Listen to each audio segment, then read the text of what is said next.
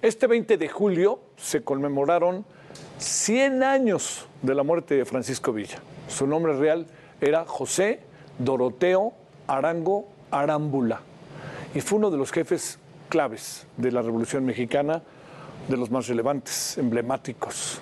Hoy es reconocido como un ícono popular de la cultura de México, aunque no se le aceptó en el Panteón de los Héroes Nacionales. Hasta 20 años después de su muerte, su memoria es honrada pues yo diría, en el presente por los mexicanos, aunque es una figura brutal y definitivamente controvertida por muchos motivos. Hay quienes lo colocan, ya saben, ¿no?, en el umbral de la historia, y hay quienes dicen, pues sí, hizo cosas, pero era un hombre brutalmente violento. Mucho de lo que cuenta es que como se metió a Estados Unidos, eso lo hizo un personaje verdaderamente emblemático, importante, y Estados Unidos pues lo ve así un poco en broma y un poco en serio como Osama Bin Laden, ¿no? Pero bueno, para hablar más acerca de este importante, complejo personaje de nuestra historia, saludo con gusto a Rey de Cel Mendoza Soriano. Rey de Cel, te saludo con gusto, muchas gracias, buenas noches.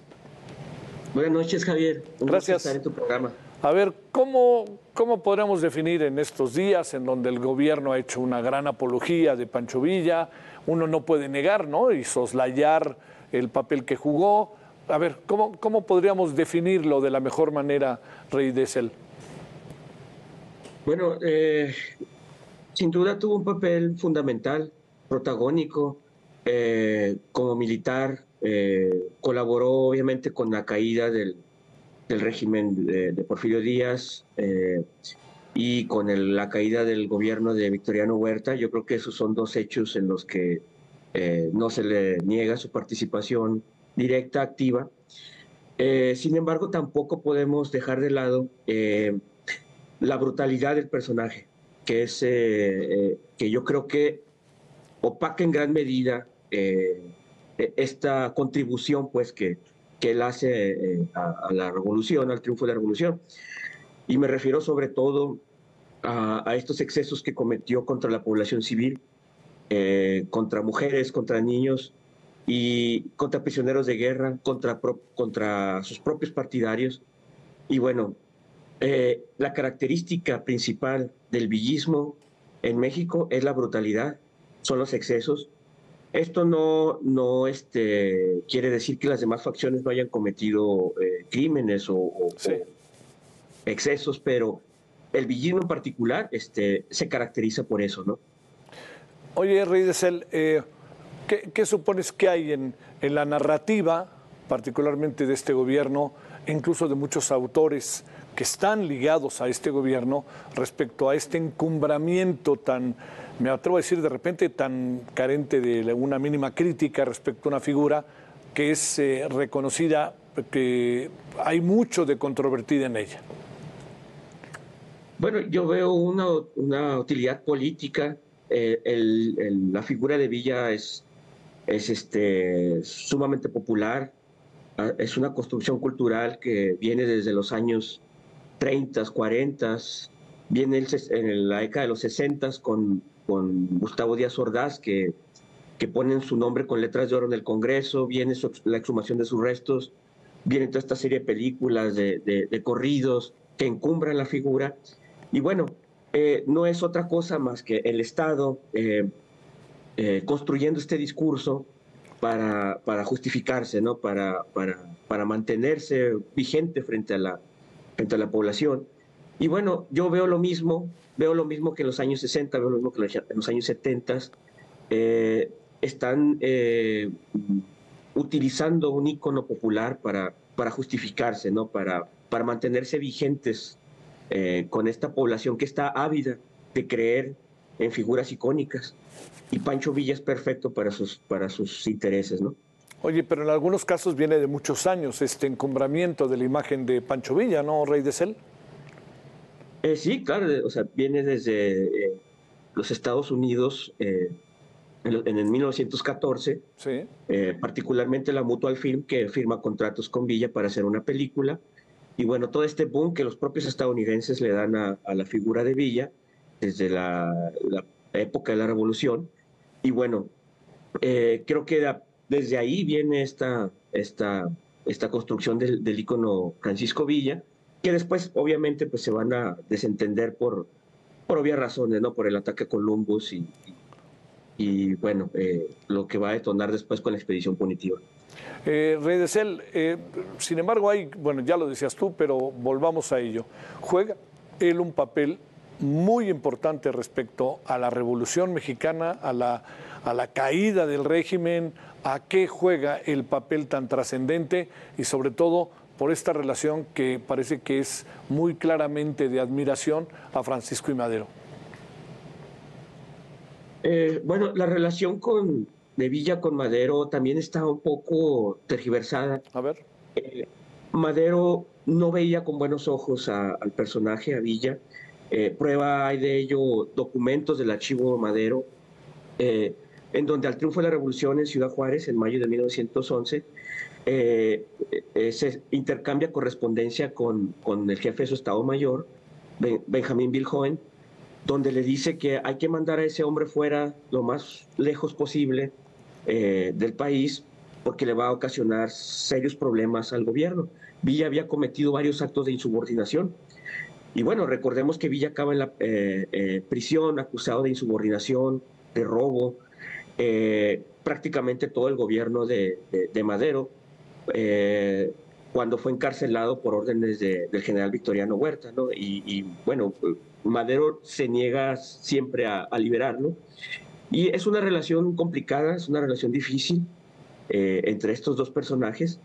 Y bueno, lo cierto es que cuando asesinan a Madero, Villa, enemistado, distanciado del personaje, exiliado en El Paso, pues surge una nueva oportunidad de encumbrarse como militar y aprovecha el pretexto para ingresar al país y vengarse de Huerta, quien finalmente es quien lo había mandado primero al pelotón, le perdona la vida y después lo manda a la cárcel. Entonces era una relación muy compleja con Madero, ¿eh? No es tan sencillo. Después viene esta idea de lo que idolatraba Madero, Villa a Madero. A Madero. Ajá. Y bueno, Felipe Ángeles también habla de eso, ¿no? Durante su juicio, en varias entrevistas, dice que hay una discusión, un distanciamiento entre ellos dos, entre Ángeles y Villa, porque Madero en 1919 se expresaba del expresidente asesinado como un imbécil, porque lo había mantenido en la cárcel. Y ahí surge una diferencia que a final de cuentas Ángeles decide abandonar a Villa. Oye, a ver, el papel que jugó Villa en el proceso de la Revolución Mexicana fue tan trascendente o más bien hay como muchos elementos colaterales que lo hacen el centro, diría yo, de la atención pública y muchas de las cosas que hizo que acabaron ser, diríamos en tiempos actuales, Rey de Cel, mediáticas. Yo creo que hay más elementos colaterales y hay mucho de cuestiones mediáticas precisamente, con el cine, con la cultura. Se crean, pues incluso hay personas que le rezan, ¿no? que le piden milagros. Sí. Entonces yo creo que tiene más que ver con toda esa construcción social, con esa construcción cultural, por esta necesidad que tiene la gente de creer que alguien luchó por sus derechos en algún momento. Y bueno, Villa es perfecto, Villa era un tipo carismático, era un tipo que caía bien, según dicen los que en algún momento lo trataron, pero bueno, pues también hay quien señala que era de un carácter terrible, explosivo, y que fue capaz de cometer las mayores atrocidades, ¿no? Se excede el gobierno al declarar este año el año de Francisco Villa, al hablar tanto de Francisco Villa como un eje, como un centro, verlo diariamente en las mañaneras, a un lado, atrás del presidente con una pintura, etcétera. Sí, yo creo que sí, fue un exceso, creo que es un personaje polémico, sus hechos son muy cuestionables. Y creo que sí se cometió un abuso, un exceso, sobre todo con los descendientes de las víctimas de Villa, que aquí en Chihuahua, sobre todo en Durango, están muy presentes en la memoria colectiva de muchos de los pueblos. Los abusos, las violaciones, los asesinatos contra civiles, contra gente humilde, de todas las clases sociales. Y bueno, ha ofendido especialmente a estas personas, que muchos de ellos yo los conocí, los entrevisté para mi libro de Crímenes de Francisco Villa.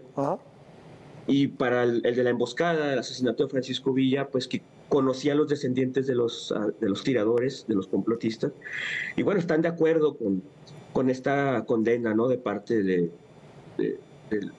que el gobierno haya dedicado el año a Francisco Villa, sobre todo porque, bueno, imagínate lo que representa para ellos verlo en documentos oficiales, ¿no? Claro. Obviamente hay esa contradicción, esa, digamos, falta de respeto, pues, para la memoria de las víctimas, ¿no? Más allá de porque ha habido de repente hubo como un impasse, ¿no? Respecto a la figura de Francisco Villa. En los 60 o en los 70 volvió a aparecer, ¿no? Pero ahora vuelve a aparecer. La pregunta que te hago, Rey de Cel, respecto a esto, ¿es un nombre popular en el arraigo de la sociedad mexicana, del pueblo mexicano, en Chihuahua, en Durango, pero en general? ¿Tienes esa impresión después de con toda la gente que platicaste, el libro que hiciste, seguramente los muchos recuerdos familiares que te ha llevado el libro para aquellos que son villistas a morir? ¿Qué ves de todo esto? Bueno, el personaje es popular, eso no hay duda, no va. Para quien cree en él, pues, ¿Sí? que ciegamente, pues, los trabajos que yo haga o diga, pues, no va a cambiar su perspectiva. Lo que sí he visto es la gente que no está tan obsesionada, vaya, con el personaje, que no está casada con el caudillo. Ha habido un replanteamiento de cómo lo ven.